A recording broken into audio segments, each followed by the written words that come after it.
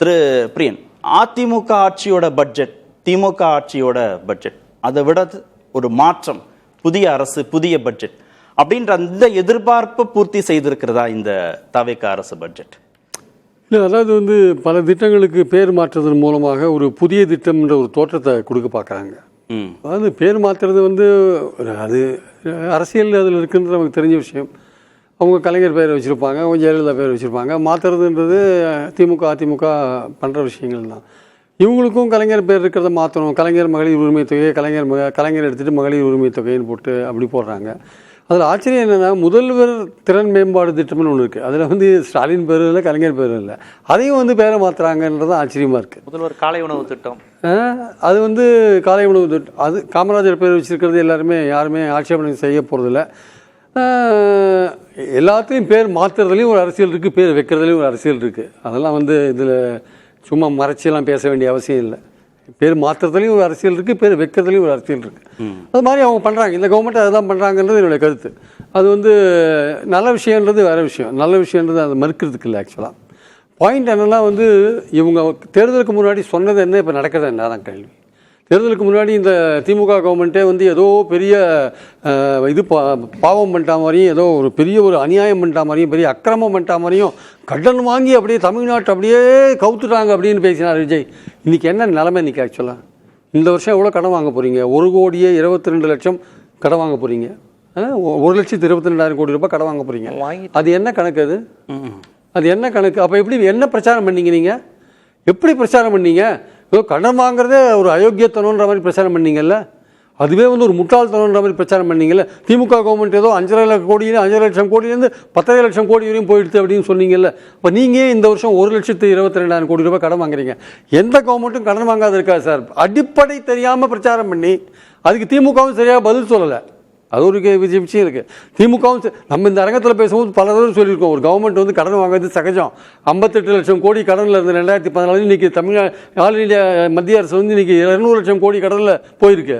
USA பல trillion கடன் வாங்கியிருக்காங்க. இதெல்லாம் சகஜம் சார். அதை ஒரு குற்றச்சாட்டாக வச்சு அந்த குற்றச்சாட்டை ஒரு பெரிய பூதாகரமாக கிளப்பி அதுக்கு திமுகவும் சரியாக பதில் சொல்ல. அது திமுக விஜய்க்கு பல இடத்துல சரியாக பதில் சொல்ல. அதோட விளைவு தான் இப்போ அனுபவிக்கிறாங்க அவங்க. அது மாதிரி போய் கடைசியில் இன்றைக்கி இவங்க கடன் வாங்குற விஷயம் போயிருக்கு. அப்போது மக்களை திசை திருப்பியிருக்கீங்கள, அது தப்பு தானே. அது நீங்கள் அது தவறான ஒரு பிரச்சாரம். கவர்மெண்ட்டுன்னா என்ன, நிர்வாகம்னா தெரியாது இவங்களுக்கு. 6 மாதம் ஆகட்டும், இல்லை 2 மாதம் ஆகட்டும். ஆனால் நிர்வாகம் தெரியல, அரசியல் தெரியுது கரெக்டாக. இல்லை, மாநிலத்தின் வளர்ச்சிக்காக நாங்கள் கடன் வாங்குறோம் தானே தாவேக அரசு. எல்லாருமே அப்படி தான் சார். மாநில வளர்ச்சியெல்லாம் மூலதனங்களை உருவாக்குவதற்காக தான். அரசாங்கத்தோட செலவு கணக்கு ஓப்பனாக இருக்குது சார், பப்ளிக்கோட பொதுவெளியில். அதில் பாருங்கள், எதுக்கு செலவு விஷயம் பாருங்கள், எது அனாவசிய செலவு சொல்லுங்கள் சார். ஏன் வருவாய் பற்றாக்குறை 55,000 கோடி இப்போ வந்திருக்கு உங்களுக்கு. இடைக்கால பட்ஜெட்டில் 48,000 வருது, இப்போ 55,000 கோடி வந்திருக்கு. எப்படி வந்தது? அதை இம்ப்ரூவ் பண்ணுறதுக்கு என்ன பண்ண போகிறீங்க? அதுக்கு வழி என்ன? வேலைவாய்ப்புக்கு வழி என்ன? மின்சார இலாக்காவை ப்ரைவேட்டைஸ் பண்ண போகிறீங்க சில ஏரியாக்களில். அது என்ன இப்போ 72,000 வேகன்சி எப்படி ஃபில் பண்ண போகிறீங்க? வேலைவாய்ப்புக்கான வழி அதில் இருக்கா? ஏதாவது ஒன்றுமே இல்லையே. ஸோ நம்மளுடைய பாயிண்ட் என்னென்னா, உங்கள் வாக்குறுதிகள் இப்போ அண்ணன் சீர் கொடுக்குறீங்க, 8 சவரன் நகை கொடுக்குறீங்க, கரெக்டு. 812 கோடி ரூபாய் 812 கோடி ரூபாய் ஒதுக்கியிருக்கீங்க. அதில் 80,000 பேருக்கு தான் கொடுக்க முடியும். நீங்கள் 38 மாவட்டத்தில் ஆவரேஜாக ஒரு மாவட்டத்துக்கு 2,000 பேருக்கு தான் கொடுக்க முடியும். தமிழ்நாட்டில் அன்அஃபிஷியலாக ஒரு கணக்கு, ஒரு வருஷத்துக்கு 4.5 லட்சம் மேரேஜ் நடக்குது. 4.5 லட்சம் மேரேஜ் நடக்குது. இந்தியாவிலேயே 1 கோடி மேரேஜ் நடக்குது ஒரு வருஷத்துக்கு. அன்அஃபிஷியலாக அக்யூரேட் ஃபிகர் வரல. 4.5 லட்சம் மேரேஜ், 4 லட்சம் மேரேஜ்னு வச்சுக்கோங்க. நீங்கள் 80,000 பேருக்கு தான் கொடுக்க போகிறீங்க. அதில் என்னென்ன கண்டிஷன் போட போகிறீங்க? கலைஞர் மகளிர் உரிமை தொகை கொடுக்கும்போது பல கண்டிஷன் போட்டு 1.25 கோடியாக மாற்றினாங்க. அப்போ பேசினவங்க எல்லாரும் என்ன சொன்னாங்க? கிடைக்காத 1 கோடி பேர் எடுத்து ஓட்டு போடுவோம், நாங்கள் போட்டானே வச்சுக்கலாம். இப்போ இது 80,000 பேருக்கு தானே கொடுக்க போறீங்க. இல்லை சார், பல திட்டங்களை அரசாங்கம் செயல்படுத்தும் போது ஒரு திட்டத்தை முழுமை பெறுவதற்கான கூடுதல் நிதி அப்படின்னு ஒதுக்கீடு செய்ய முடியாது. எந்த அரசாங்கமும் செய்ய முடியாது தானே. அதுதான் பழைய அரசாங்கமும் பண்ணிட்டு. ஆனால் நீங்கள் என்ன பிரச்சாரம் பண்ணீங்க? 1 கோடி பேர் கொடுக்கலன்னு பிரச்சாரம் பண்ணீங்கல்ல. சக்கரை கார்டு கிடையாதுன்னு சொன்னீங்கல்ல. அதில் 1 கோடி பேர் கட் ஆகிட்டான்ல அதில். அப்போது இதெல்லாம் நீங்கள் எதெல்லாம் நீங்கள் பிரச்சாரம் பண்ணீங்களோ, நீங்கள் வந்து பாலியல் குற்றம்னு பிரச்சாரம் பண்ணீங்க, இப்போ ஏகப்பட்ட பாலியல் குற்றங்கள் நடக்குது. சட்டம் ஒழுங்கும் பிரச்சாரம் பண்ணீங்க, ஏகப்பட்ட பிரச்சனைகள் நடக்குது.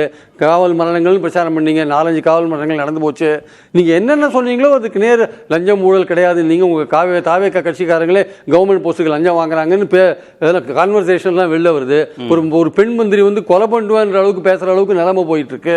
இந்த மாதிரிலாம் போயிட்டு இருக்கும்போது, ஆனால் இந்த பட்ஜெட்டில் வந்து சுவாமி சொன்ன மாதிரி சில நல்ல விஷயம்லாம் இருக்குது. ஆடு கொடுக்கறது, மாடு கொடுக்கறது, இதெல்லாம் ஜெயலலிதாவுடைய திட்டங்களுடைய காப்பி வச்சுக்கோங்க.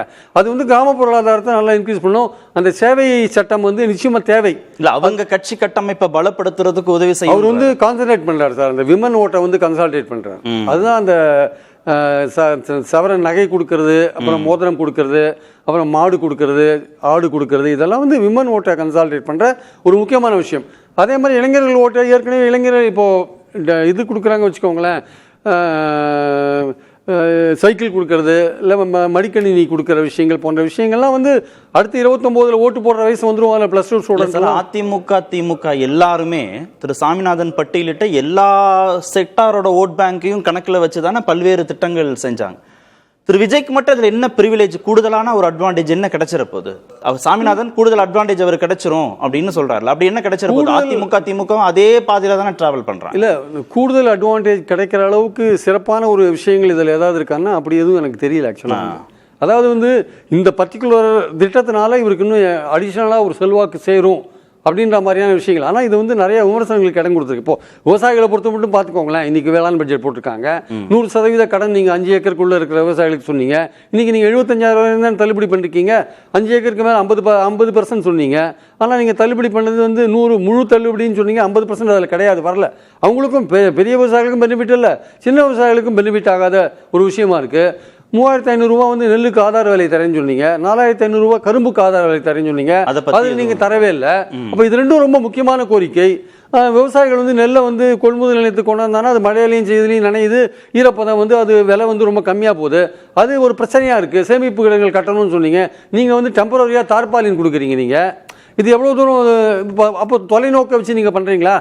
43,000 விவசாயிகளுக்கு நீங்கள் தார்பாலின் கொடுக்குறேன்னு சொல்கிறீங்க. பட் தொலைநோக்காக பார்த்தா நீங்கள் வந்து பல கொள்முதல் நிலையங்களை பெரிய பெரிய ஷெட்டு கட்ட வேண்டியிருக்கும். அதுக்கான ஒதுக்கீடு என்ன போன்ற விஷயங்கள்லாம் இப்போ இருக்கா இல்லையான்றதை இன்னும் செக் பண்ணி பார்க்கணும். ஏன்னா இதுதான் 43,000 தார்பாலின் விவசாயிகளுக்கு தார்பாலின் கொடுக்குற விஷயங்கள் தான் வெளில வந்திருக்கிறத நம்ம பார்க்குறோம். எதுக்கு சொல்ல வரேன்னா, இந்த பேர் மாத்திர விஷயங்கள்லாம் பாருங்களேன். ஈவன் மத்திய அரசில் கூட பாருங்களேன், இந்திரா காந்தி வீடு கட்டும் திட்டம்னு ஒன்று வச்சுருந்தாங்க. அதை வந்து பேரை மாற்றி என்ன பண்ணாங்க, மோடி வந்த பிறகு என்ன பண்ணார், அது பிரைம் மினிஸ்டர் பிரதான் மந்திரி மாத்தினார். இப்ப இவங்க வந்து முதல்வர் பேர்ல இருக்கிறத எதுக்கு சார் மாத்தணும்? என்ன அவசியம் இருக்கு மாத்துறதுக்கு? அது வந்து கலைஞர் பேர்லயும் இல்ல, ஸ்டாலின் பேர்லயும், ஜெயலலிதா பேர்லயும் இல்ல. அப்ப இந்த மாத்துறதெல்லாம் எதுக்காக? மாத்துறதெல்லாம் நாங்க புதுசா ஒண்ணு பண்றோம்னு காமிக்கிறதுக்காகவா அப்படின்னு ஒரு பாயிண்ட் வருது இல்ல? அவங்களுடைய ஓட் பேங்கை வந்து அவங்க கான்சென்ட்ரேட் பண்றாங்க. அவங்களுடைய ஓட் பேங்கே வந்து கடந்த எலெக்ஷனுக்கு ஸ்பெசிஃபிக்கான ஒரு ஓட் பேங்க் சார். அது அந்த ஓட் பேங்க் நிரந்தரமான ஓட் பேங்க்ன்றது அவங்க ரசிகர்கள் சம்பந்தப்பட்ட நிரந்தரமான ஓட் பேங்க் இருக்கும்.